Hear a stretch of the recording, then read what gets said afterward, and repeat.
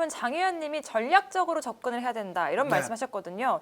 어떻게 접근해야 될까요? 일단 뭐 두 가지 말씀을 드리자면요. 최근 저희가 가장 최근에 있었던 스웨덴과의 평가전에서 윤덕여 감독도 이게 원투펀치에서 저도 했던 말이긴 한데 수비형 미드필더 쪽에 조금 더 이제 전술적 약간의 변경을 가져온 것 같아요. 그러니까 과거에 우리 대표팀은 아이슬란드에서도 그랬습니다만 지속적으로 4-1-4-1 그렇죠. 공격 시에는 4-3-3에 가까운 이제 그런 전형을 많이 활용을 했는데 그때 제가 원투펀치에서 무슨 말씀을 드렸냐면 조소연 선수 한 명에게 수비형 미드필더 자리를 의존하는 것은 프랑스나 노르웨이나 뭐 이 정도 강팀과의 대결에서는 굉장히 어려운 국면이 될 것이고 또 조소연 선수가 사실 공격적으로도 전진이라든가 침투 플레이에 능한 선수인데 그런 상황에서는 조소연 선수의 공격적인 역량도 우리가 활용하기가 좀 어려워진다. 그래서 오히려 조소연 선수 옆에 수비형 미드필더가 하나 더 왔으면 좋겠다라는 말씀을 드렸는데 이영주 선수가 네. 그렇죠. 최근에 스웨덴과의 가장 최근 평가전을 보면 4-1-4-1이 아니라 4-2-3-1처럼 됐어요.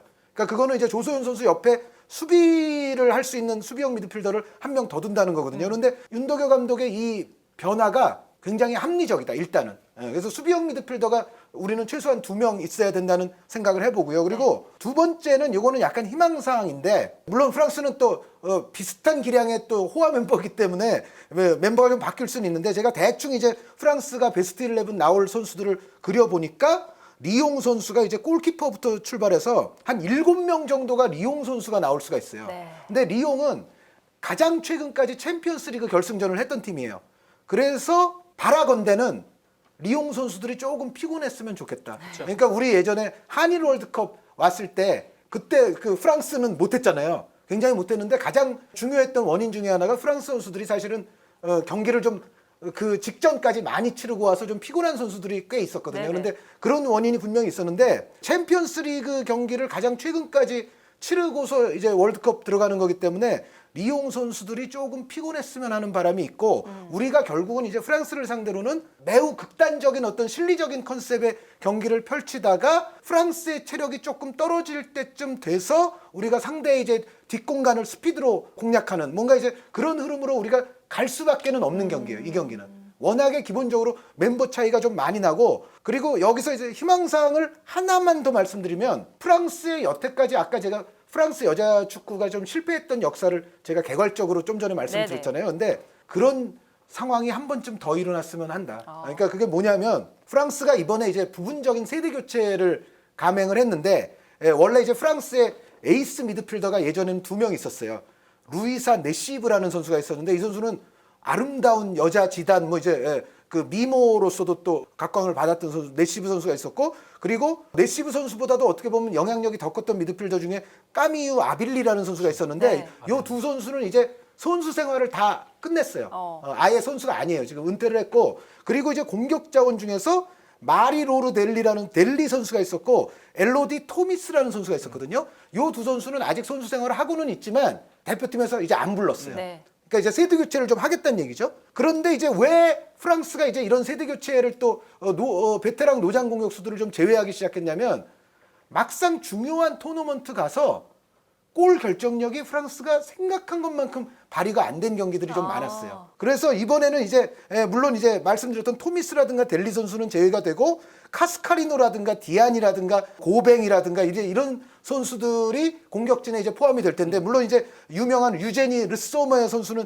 여전히 나올 수 있습니다. 가에탄 티니라든가 르소메 선수는 베테랑이지만은 나오겠죠. 그런데 이 선수들과 더불어서 약간 이제 세대 교체된 자원들이 나오거든요. 그런데 이 선수들이 언니들처럼 중요한 고비에서 결정력이 좀 덜 살아났으면 좋겠다라는 바람을 좀 가져봐요. 가져보고 이 프랑스 여자 축구를 이야기할 때 이제 공격진의 골 결정력 부족을 해외에서는 이렇게 평가하는 사람들도 있습니다. 뭐냐면 리옹이 아주 호화 멤버거든요. 네. 리옹의 이 멤버는 제 생각에는 레알 마드리드 더하기 바르셀로나예요. 남자 축구로 따지면. 그러니까 레알 하나로도 안 되고 바르셀로나 하나로도 안 되고 두 팀을 합쳐 놓으면은 요 팀 정도 돼요. 여자에서. 그 정도로 리옹이 멤버가 좋은데 막강하네요. 그런데 리옹의 공격진을 보시면은요.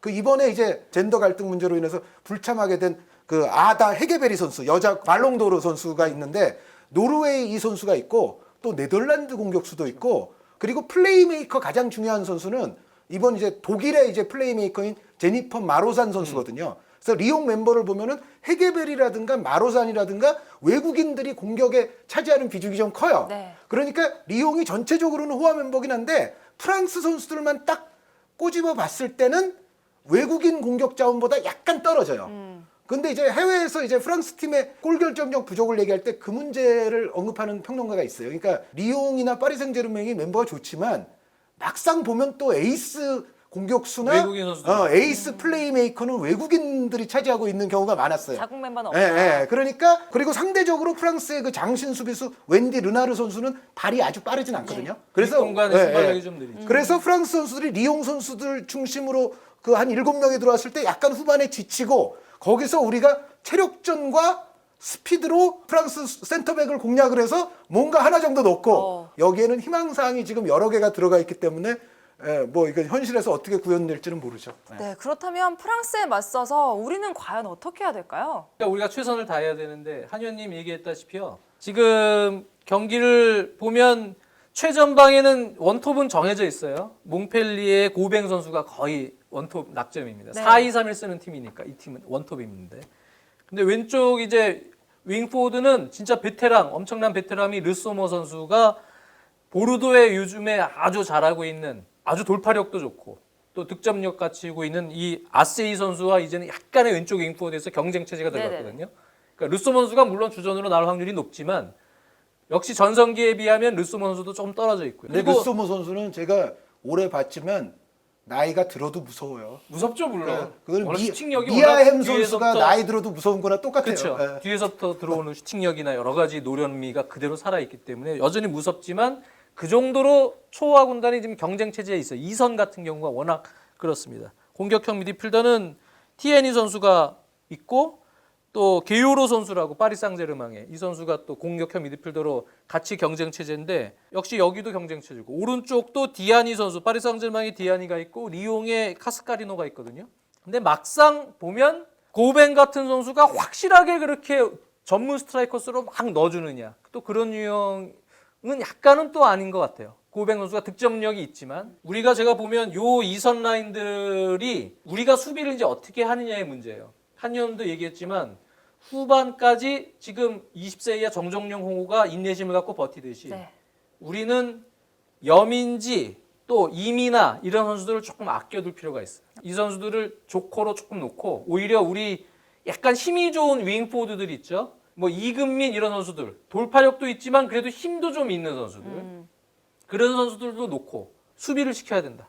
일단은 네. 공격진에도 정설빈 뭐 이런 선수들 힘이 있는 선수들로 하여금 일단 수비 가담을 많이 해서 상대가 워낙 기술들이 좋고 파워가 있고 제공권도 있고 다 힘들이 좋단 말이에요. 그러니까 이런 이선 공격진들 또 측면 수비의 공격 가담을 전반에 버텨야 된다. 버티면 거기에 이제 간헐적으로 지소영 같은 선수가 꼭점이 돼서 역습 나갈 때 뭐 정설빈 선수가 받쳐주면 리턴 주면 이금민이 막 뛰어가고 또 우리 오른쪽 윙어가 누구 나올지 모르겠지만 같이 좀 기동력이나 컨디션이 좋은 윙어들이 역습을 하면서 한두 번, 뭐 두세 번 정도 찬스를 만들고 근데 이제 과연 윤덕여 감독이 사실 그런 전략적인 축구를 사실 많이 해보진 못했어요. 네. 과연 이 프랑스전을 맞아서 어떤 진짜 컨셉을 갖고 경기에 임할지는 모르겠지만 근데 사실 20세 이하 월드컵 정정용 감독도 마찬가지였어요. 그 전에는 사실 그렇게 3백 중심의 수비 후 역습을 취하는 그런 운영들을 많이 못 해보다가 이번에